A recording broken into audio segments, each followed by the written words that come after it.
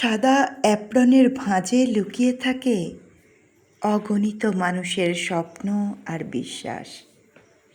ব্যথার অন্ধকারে তোমরাই জ্বালাও আশার প্রদীপ, জীবনের উজ্জ্বল আভাস। নিদ্রাহীন কত রাত, ক্লান্তিহীন কত পথ, তবু মুখে থাকে সাহসের হাসি। মানুষকে বাঁচানোর এই মহান অঙ্গীকার তোমাদের করে তোলে মানবতার বাতিঘর।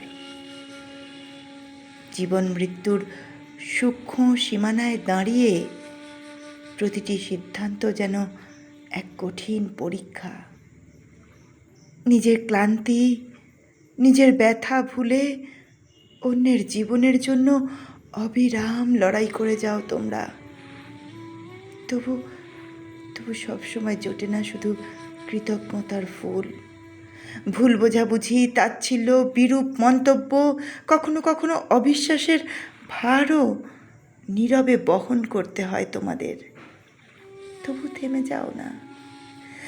থেমে যাও না, কারণ তোমরা জানো একজন অসুস্থ মানুষ যখন সুস্থ হয়ে হাসি মুখে নিজের বাড়ির পথে ফিরে যায়, একটি পরিবারের চোখে যখন ফিরে আসে স্বস্তির আলো, সেই এক